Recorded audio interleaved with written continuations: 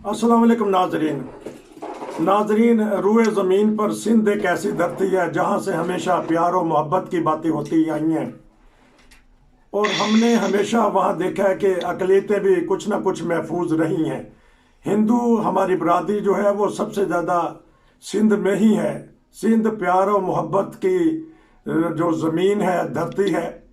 और हमने देखा कि पीपल पार्टी ने, बिलावल भुट्टो ने बड़े जोश में आके, गैरत में आके कहना चाहिए कि एक दफ़ा एक सेनेट की जो मेंबर थी वो हिंदू हमारी बहन थी और उनको सेनेट की कुर्सी पे भी बिठा दिया। लेकिन ऐसा ऐसा सिंध में भी देखा गया कि हिंदू हिजरत करके, सुनने में आया है कि हिंदुस्तान की तरफ जा रहे हैं। वहाँ भी जो सी प्यार और मोहब्बत जो है वो नफ़रत में तब्दील हो रहा है। वहाँ हमारे मुस्तफ़ा नवाज़ खोखर साहब भी हैं, वहीं से वो सेनेट मुंतखब हुए थे, वो भी हक की बात कहते हैं, आज़ादी की बात कहते हैं। लेकिन जब पता चलता है कि सिंध में और ख़ास तौर पे कराची में जो रोशनियों का, मोहब्बतों का शहर था, पहले लसानी तौर पे फसादात होते थे, मजहबी भी ऐसा टच होता था, लेकिन अब फिर मजहबी तौर पे भी वहाँ इंतहा पसंदी है। वहाँ अहमदिया मसाजिद गैर महफूज हैं। मैं चलता हूँ पाकिस्तान, वहाँ से पता करूँगा जो रात वाक़या हुआ है उसके ऊपर थोड़ा सा तबसरा करेंगे। जी बताइएगा। नहीं मैं पाकिस्तान गया हूँ जी, पाकिस्तान से। आज आज जो है वो कराची की एक इलाका है, मार्टन रोड का इलाका है। वहाँ पर 4 से 5 अफराद जो है वो आए थे, तो उन्होंने अहमदिया जो इबादत गाह है उसके बाहर सीढ़ी लगाकर, तो ऊपर जो 4 मीनार थे उसमें से 2 मीनार जो है उनको उन्होंने शहीद कर दिया। और वो तकरीबन थोड़े वगैरह साथ लेकर आए थे और उन्होंने तकरीबन वहाँ पे उसको तोड़ना शुरू कर दिया। तो उसके बाद फिर मौके पर पुलिस को इतला दी गई, तो पुलिस का मौके पे पहुंची, तो फिर वो अपनी सीढ़ी और वो हथौड़े जो है वो वहाँ छोड़कर तो 4 बंदे से वहाँ से भाग गए। तो ये एक, इससे पहले भी आज से कुछ अर्सा कबल भी वहाँ पर अहमदिया हाल जो है कराची की जो मेन इबादत गाह है उसके अंदर भी उन्होंने दरखास्त की थी कि यहाँ पर जो है ये मीनार है और ये इनकी जगह है, तो उसको बंद कर दिया जाए। पुलिस ने वहाँ पर रेड भी की थी, लेकिन वो कुछ गिरफ्तारी भी अमल में लाने की कोशिश की गई थी, लेकिन बहरहाल उनकी कोशिश की वजह से वहाँ पर जो है पुलिस कामयाब नहीं हो सकी। तो ये बहरहाल आज जो वाक़या था उसके अंदर उन्होंने ये कोशिश की है खुद अफराद ने कि वो ऊपर चढ़े हैं और सीढ़ी लगाकर, तो उसके बाद उन्होंने वहाँ पर 2 मीनार जो थे उसको शहीद किया है।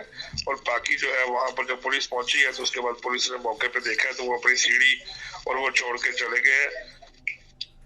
तो बहरहाल ये आज एक वाक़या पेश हुआ। ये चंद रोज कबल से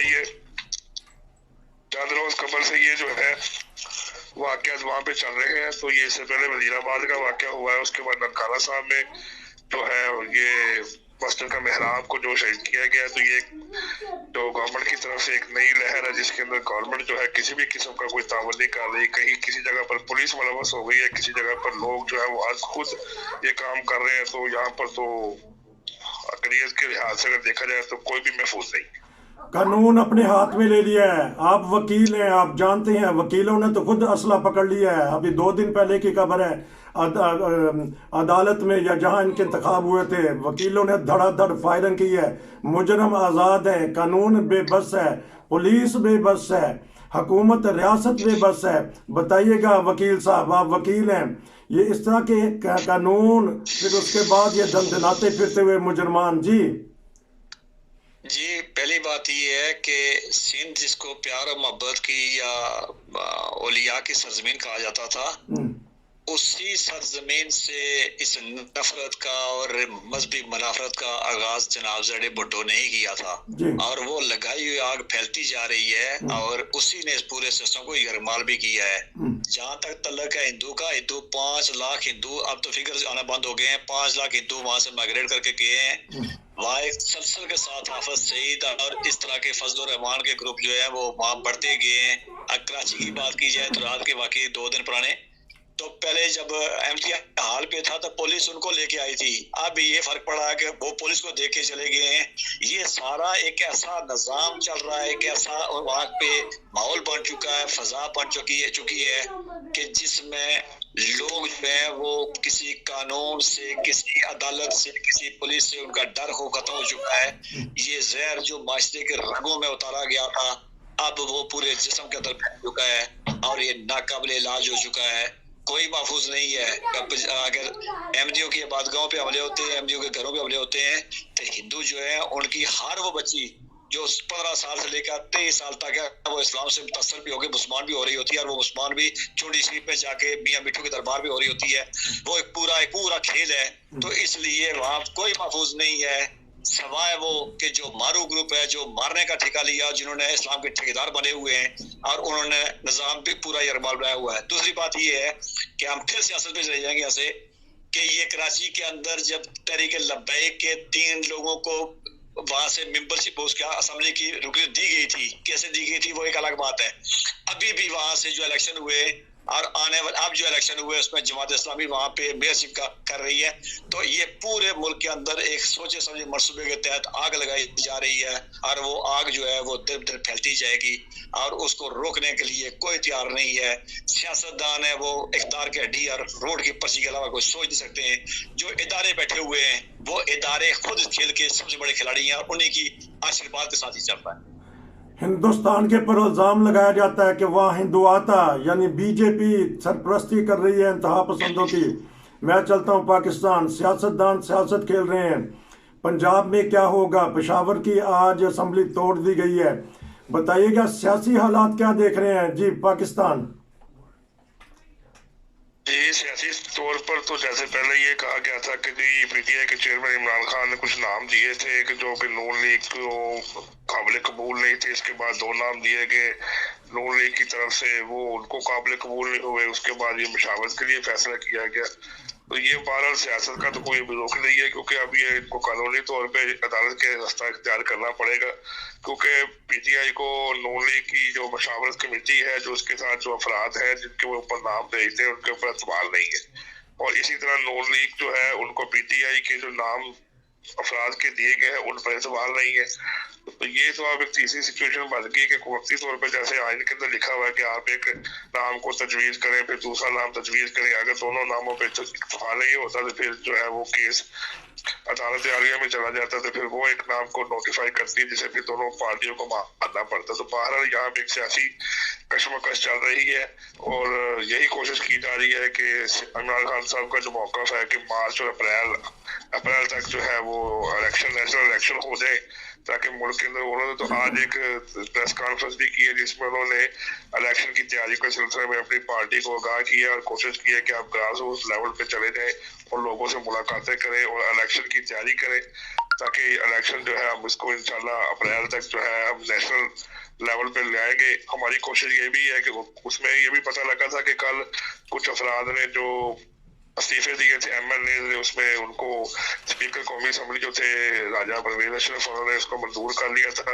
تو ان کی کوشش یہی ہے کہ یا تو عدم اعتماد شہباز شریف کے متعلق درخواست دی جائے, ایک دفعہ یہ بھی اپنے آپ کو عدم اعتماد کی سچویشن سے گزار سکیں, اور اگر ان سے یہ نہیں ہو سکتا تو پھر یہ جو ہے ہم 2 اسمبلیاں جو ہے خیبر پختونخوا کی پنجاب کی جو ڈیزالو کی گئی ہیں تاکہ ہم قومی اسمبلی سے بھی اپنی 1/3 نشست کو خالی کر لیں تاکہ پھر ایک ہی بار جو ہے وہ نشست پر کام ہو سکے. جبکہ الیکشن کمیشن کا یہ موقف ہے کہ جیسے ہی کوئی نگران وزیر اعظم آتا ہے تو ہم 90 دن میں پنجاب کی اسمبلیوں پر انتخاب کروانے کے متحمل ہیں. ہمارے تمام وسائل موجود ہیں. جیسے ہی ہمیں ایک سیٹ اپ دیا جائے گا کہ یہ نگران سیٹ اپ ہے تو ہم 90 دن کے اندر یہ تمام کام کر سکیں گے.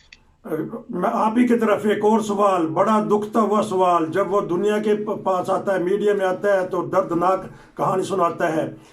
آپ کرائمز رپورٹر ہیں, کل پولیس والے ایک کر رہے تھے پریس کانفرنس, گردہ فروش گروہ پکڑا گیا اسلام آباد دارالخلافہ پاکستان کا. گردہ فروش اور بردہ فروش یعنی بچوں کو اغوا اور موبائل کے بہانہ دے لالچ دیا اور گردہ نکال لیا. आप बताइएगा कि ये कैसा घनौना जुर्म हो रहा है वहाँ, और बीच में बड़े बड़े डॉक्टर और बड़ा बड़ा गिरोह शामिल है। पहले आपसे रिपोर्ट लूंगा, फिर मैं वकील साहब के पास चलूंगा क्योंकि उनकी एक अपॉइंटमेंट है, लेकिन पहले आप थोड़ी सी खबर के बारे में बताइएगा कि ऐसा घनौना जुर्म, वो भी दारुल खिलाफा में। जी, ये तो पहले भी होते रहा है, ये कोई ऐसा कोई नई बात तो नहीं है। इससे पहले लाहौर में भी एक गिरोह पकड़ा गया था जिसमें 4 से 5 सर्जन्स डॉक्टर थे जो कि इसी तरह निकालते थे, गुर्दे निकालते थे, बच्चों का अगवा भी करते थे, बच्चों के अगवा के बाद ये उनको स्मगल भी करते थे। तो ये कोई बड़ी बात नहीं है। सबसे बड़ी बात ये है, आज से चंद रोज पहले ये खिदर महमूद साहब ने जैसे बताया था कि पूरा सिस्टम और अदारे डीरेल हो चुके हैं। जब हमारे अदारे, कानून नाफिज करने वाले अदारे और हमारा जो तमाम ये लॉ एनफोर्समेंट एजेंसीज है और ये बड़े बड़े अदारे जो है, ये जब खुद कानून की इम्प्लीमेंटेशन नहीं कर सकते तो फिर इस तरह के वाक़े आम सी बात हो जाती है।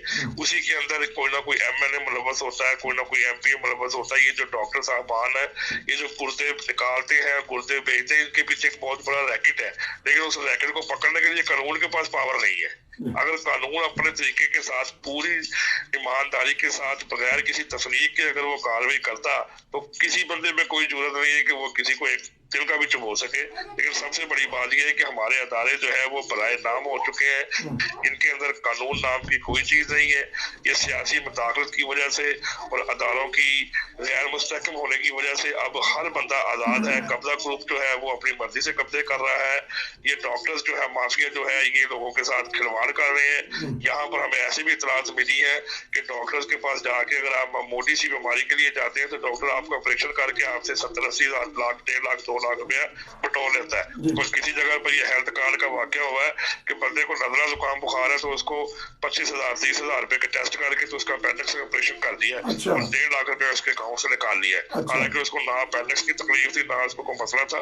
सिंपल जो अपना बुखार होता है सीजन का, जैसे सर्दी होती है सर्दी का, गर्मी होती है गर्मी का। तो यहाँ पर एक माफिया काम कर रहा है और उस माफिया को पकड़ने के लिए हमारे पास पीछे इख्तियारत कोई नहीं है। कोई ऐसा महकमा नहीं है जिसके अंदर ऐसे आप कह सके कि इन लोगों ने इख्तियार दिया हो कि ये लोग हैं और ये ईमानदारी से काम करेंगे। हर डिपार्टमेंट में हर जगह पे सियासत की जाती है, रिश्वत दी जाती है और बड़ा माफिया ऊपर आके ये सारे काम करता है और ये इस तरह के वाकया जो है आपके सामने नमूदार हो जाते हैं। माफिया जन्म ले रहे हैं। वकील साहब बताइएगा, उलमा जन्म ले रहे हैं ऐसे जो नफरत फैलाते हैं। दो बातों पे कमेंट करूंगा। पहली बात ये है कि जो आपने कहा कि पाकिस्तान के अंदर सियासत का, पाकिस्तान के हुक्मरानों को सब पहले मैंने कहा था कि उनको अपने इख्तियार के हड्डी और वोट की पर्ची के अलावा कुछ सुझाई नहीं देता है।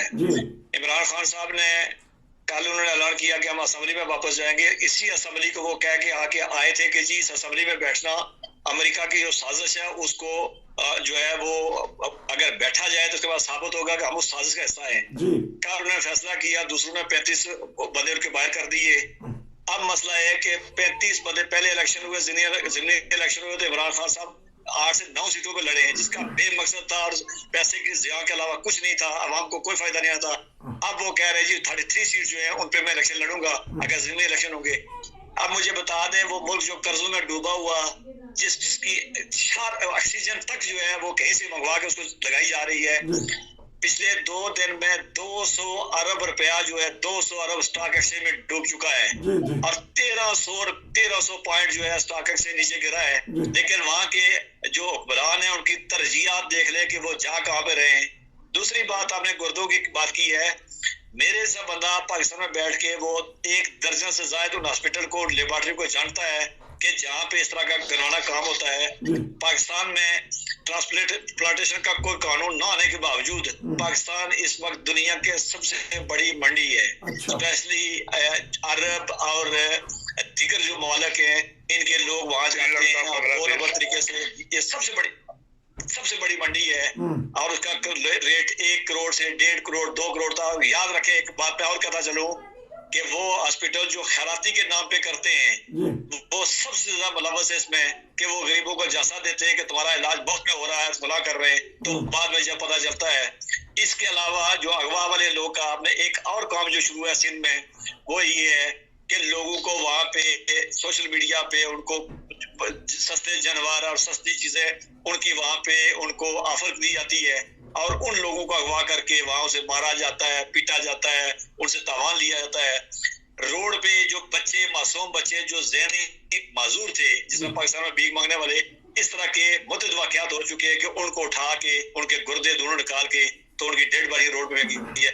تو وہ پاکستان کے اندر بیٹھ کے کہیں بھی بیٹھ کے آپ اس طرح ڈیل کر رہے تھے جس طرح آج سے 20-25 سال پہلے کوئی بھیڑ بکری کا سودا کرتا تھا ایسے سودا ہو رہا ہوتا ہے.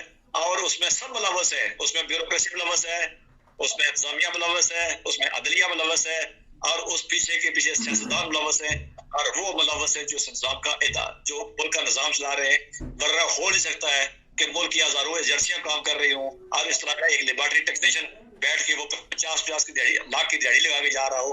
ایسا نہیں ہے. وہ ملک جو ہے وہ انسانی حقوق ہو, وہ سماجی حقوق ہو, وہ زندگی کا عام معیار ہو, کہیں کسی اور معاملے میں وہاں سے پستی میں گرا ہے.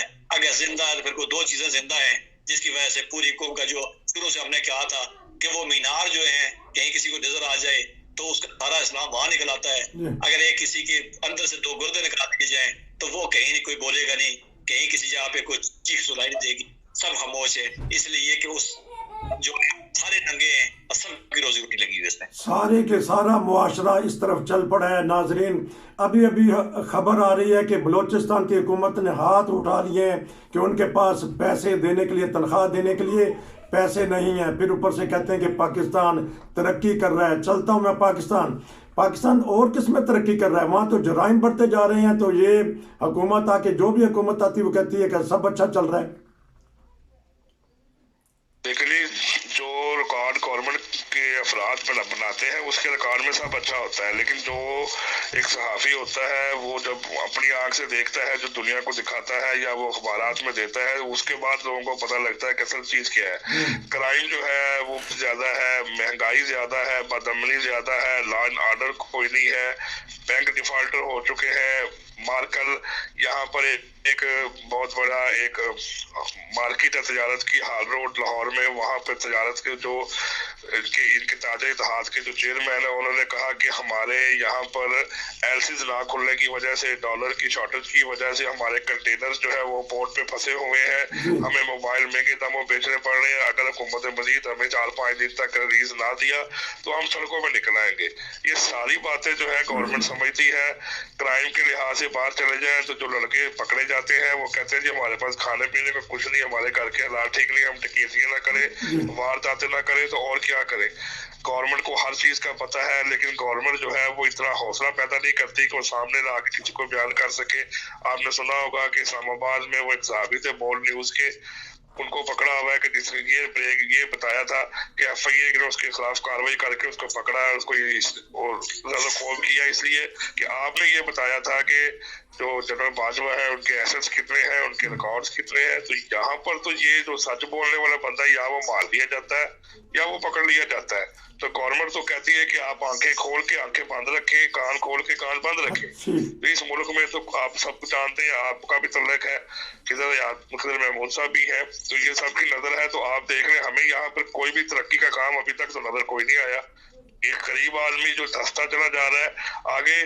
یہ کہہ سکتے ہیں کہ آپ 3 ٹائم کی روٹی کھا سکتے تھے, اب جو ایک پوش آدمی ہے وہ 1 ٹائم کی روٹی کھاتا ہے. جو 1 وقت کی روٹی کھاتا تھا وہ اس کے لیے اتنے بھی پیسے نہیں ہے کہ وہ 1 وقت کی روٹی کھا سکے, کہ کم از کم وہ اپنا ذریعہ معاش چلا کے اپنے بچوں کا پیٹ پال سکے. ایک وقت کی روٹی کو ایک روٹی کی.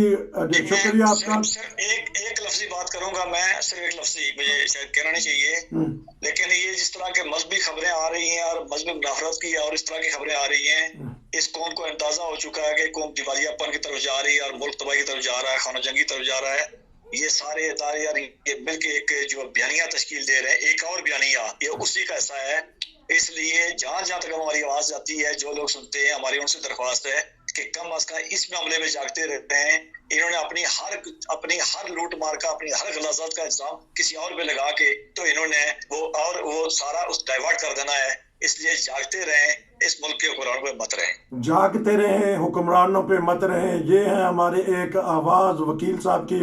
بہت شکریہ دونوں بھائیوں کا. بات ہو رہی تھی سندھ کے دھرتی کی جہاں یہ واقعات ہو رہے ہیں. امید ہے کہ سندھ کی حکومت, سندھ کے عوام ہوش کے ناخن لیں گے اور پیار و محبت جو کہ سندھ دھرتی کے ساتھ منسوب ہے اس کو پروان چڑھائیں گے. یہ تھا آج کا پروگرام. نصیر کو اجازت دیجیے. السلام علیکم. آپ کا بہت شکریہ بھائیوں.